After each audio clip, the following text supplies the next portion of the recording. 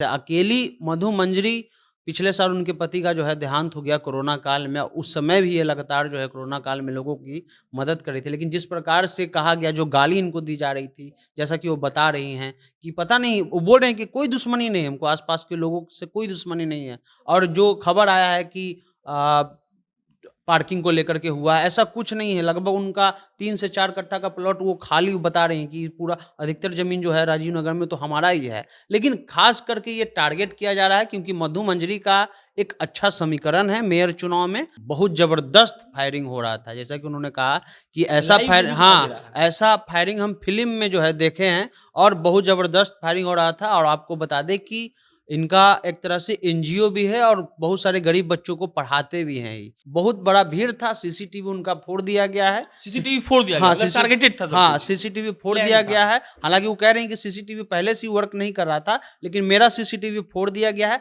सामने वाले घर में सीसीटीवी है और पुलिस को हम फ़ोन करते रह गए, लेकिन पुलिस वहाँ पहुँची बहुत देर से। राजीव नगर थाना अगर वहाँ से मुश्किल से होगा, तो 1.5 से 2 किलोमीटर की दूरी पर है वो थाना। मा 5 मिनट लगेगा। हाँ, 5 मिनट लगेगा, लेकिन उसके बावजूद और सोचिए कि इस सरकार में वो सरकार में हैं, यानी आरजेडी की राजद नेत्री हैं। आरजेडी की नेत्री हैं और तेज-तर्रार नेत्री हैं और तेजस्वी यादव से भी उनका अच्छा एक बॉन्डिंग है, उनको सम्मान दिया जाता है पार्टी में। गंदी-गंदी गालियाँ इनको बकी जा रही है, बस यही कारण रहा होगा कि आप जो है अगर अकेले हैं या आपके आगे-पीछे कोई नहीं है, तो आप चुनाव मत लड़िए और चुनाव लड़िएगा तो हम आपको जान भी मार सकते हैं। वो कह रही हैं आज प्रेस कॉन्फ्रेंस में कि अगर आप हमको सिक्योरिटी नहीं दीजिएगा तो हो सकता है कि कल आपसे हम प्रेस कॉन्फ्रेंस में बात भी ना कर सके, हमारी जान भी चल जा सके। जो पटना सिटी का पूरा एरिया है, यहाँ पर इनका गजब जो है वो फॉलोइंग है। उसके अलावा अगर लव-कुश यानी जो नीतीश कुमार हुँ। सरकार बनाते हैं, कुर्मी और कुशवाहा अगर इकट्ठा हो जाते हैं और इनको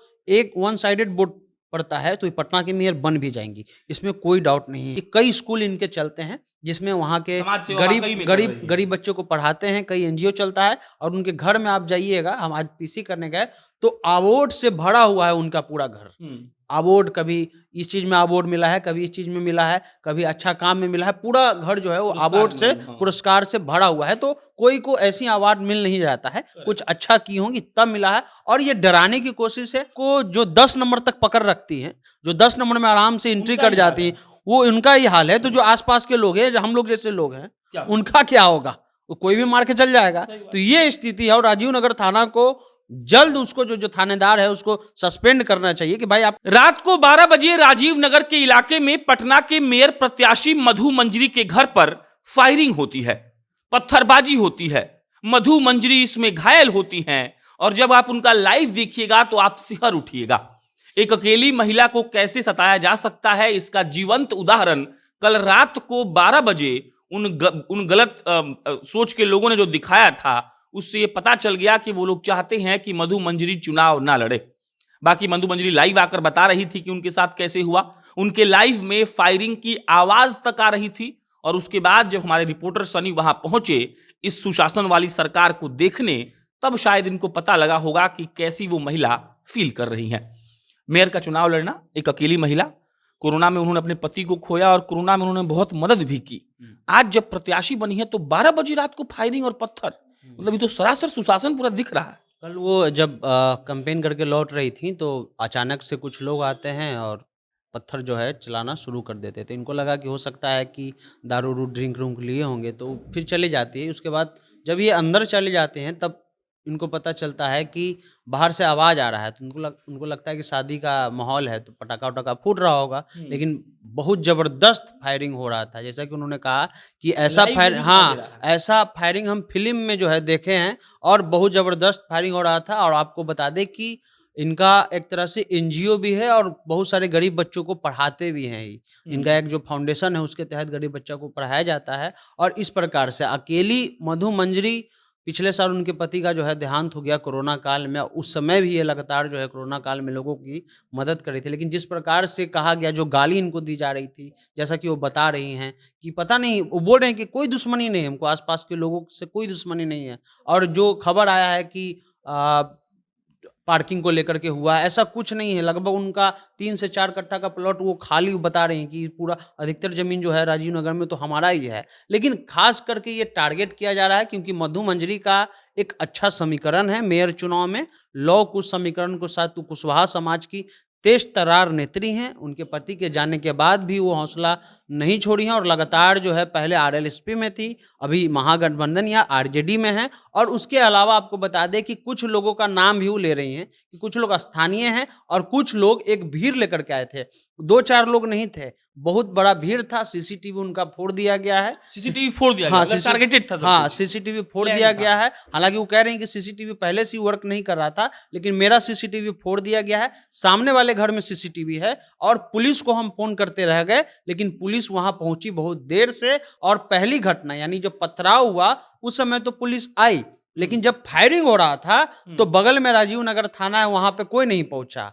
बगल के पड़ोसी जब वो लाइव आई, तो बहुत सारे लोग उनको देखे। उसके बाद 112 नंबर पे डायल किया गया, तब जाकर के पुलिस पहुंची। जब अंडर कंट्रोल मामला हुआ, तब जाकर के वो बाहर निकली। उनके घर में मात्र एक बेटा है, वो एक खुद हैं और वहीं पर उनका एक कम्युनिटी हॉल भी है छोटा-सा और उसी में उनका घर है। एक तरह से उनको डराने का ये कोशिश है। हो सकता है कि इसमें कहीं न कहीं जो चुनाव जो वो लड़ रही हैं, कहीं ये ही कारण ना हो, क्योंकि कहा जा रहा है कि मेयर प्रत्याशी के रूप में उनकी भी मजबूत दावेदारी है पटना नगर निगम में। हम लोग बच्चा थे तो कहानी सुने थे कि बैलेट लूट लिया गया, पूरा बूथ लूट लिया गया। और अब हम लोग जब जवान हो गए तो देख रहे हैं कि एक महिला जिसका ठीक ठाक समीकरण बैठा हुआ है, अब अकेली उस समाज की महिला जो चुनाव मेयर का लड़ रही हैं, और 12 बजे रात को पथराव हो जा रहा है, पुलिस लेट से आ रही है। काम तो विपक्ष का ही होगा जो चुनाव लड़ रहे होंगे, कोई ना कोई तो करवाया होगा, और उसको पार्किंग का नाम देकर मामला को खराब किया, ऐसा काहे? हो सकता है, लेकिन राजीव नगर थाना अगर वहाँ से मुश्किल से होगा, तो 1.5 से 2 किलोमीटर की दूरी पर है वो थाना।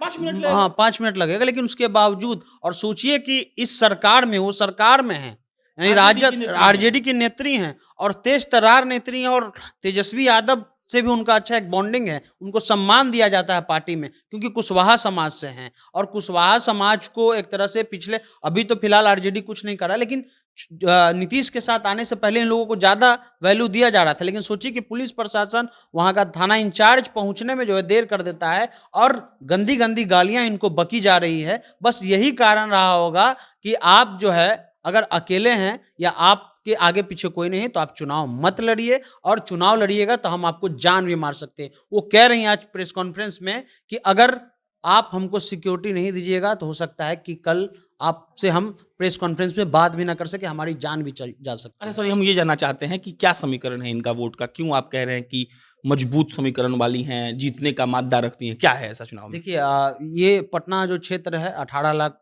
कहा जा रहा है कि लमसम वोट है, वोट है, हाँ। लेकिन इनका कुशवाहा क्षेत्र में और कुशवाहा वोट में ज़्यादा ये है पकड़ है। और उसके अलावा सिटी का जो एरिया है, जो पटना सिटी का पूरा एरिया है, यहाँ पर इनका गजब जो है वो फॉलोइंग है। उसके अलावा अगर लौ कुश यानी जो नीतीश कुमार सरकार बनाते हैं, कुर्मी और कुशवाहा अगर इकट्ठा हो जाते हैं और इनको एक वन साइडेड वोट पड़ता है तो ये पटना की मेयर बन भी जाएंगी, इसमें कोई डाउट नहीं है। बाकी कोई समाज का टिक टैक वोट नहीं होता है, लेकिन कुर्मी और कुशवाहा समाज ऐसा है कि उसका वोट एकदम जो है शांत रहता है, कुछ आपसे बात नहीं करेगा, साइलेंट लेकिन चुपचाप जाकर के वोट गिरा देगा। यही चीज नीतीश कुमार इसी बदौलत जीतते आ रहे हैं, कुर्मी और कुशवाहा के बदौलत। और यही समीकरण, और इसके अलावा बस कुर्मी और कुशवाहा तक ही सीमित नहीं है। हम आपने पहले भी हम आपको बताया कि कई स्कूल इनके चलते हैं जिसमें वहाँ के समाज सेवा वाकई में कर रही है। गरीब बच्चों को पढ़ाते हैं। कई एनजीओ चलता है और उनके घर में आप जाइएगा, हम आज पीसी करने गए तो अवार्ड से भरा हुआ है उनका पूरा घर। अवार्ड, कभी इस चीज में अवार्ड मिला है, कभी इस चीज में मिला है, कभी अच्छा काम में मिला है। पूरा घर जो है वो अवार्ड से, पुरस्कार से भरा हुआ है। तो कोई को ऐसी अवार्ड मिल नहीं जाता है, कुछ अच्छा की होंगी तब मिला है। और ये डराने की कोशिश है, हालांकि उनकी हिम्मत कम नहीं हुई है। लगातार जो है वो अब बोल रही हैं कि फिर भी हम चुनाव मैदान में हैं। अगर आपको उनको हराना है तो आप चुनाव मैदान में जाइए, जनता को कन्विंस कीजिए, हराइए, तब जाकर के माना। आप भाई एक विधवा महिला हैं, अकेले हैं, एक बेटा है उनके साथ, आप उनको जो है अटैक कर रहे हैं, आप उन पर पथराव कर रहे हैं। आप चुनाव में जाइए, जनता के बीच जाइए, तब पता चल जाएगा कि कौन कितना पानी में है। एक सवाल सरकार से भी, छोड़ दीजिए कि वो किस पार्टी में है, लेकिन ये तो हिम्मत की दाद देनी पड़ेगी कि आप सरकार कहते हैं सुशासन की है, 12 बजे बंदूकों चला दे रहा है, पत्थरों मार दे रहा है, सीसीटीवी फोड़ के भाग जा रहा है। सरकार क्या कर रही है? बस सरकार क्या करेगी? और ये लोग भी कहा जाए तो धर्म संकट में फँस जाते हैं कि अब हमको सरकार के खिलाफ बोलना भी नहीं अपने है। अरे सरकार हाँ, अपने सरकार लेकिन बोलना चाहिए। सोचिए कि आपको जो 10 नंबर तक पकड़ रखती हैं, जो 10 नंबर में आराम से एंट्री उनका कर ही हाल जाती है। हैं, वो उनका ही हाल है, तो जो आस-पास के लोग हैं, जो हम लोग जैसे लोग हैं, क्या उनका क्या होगा?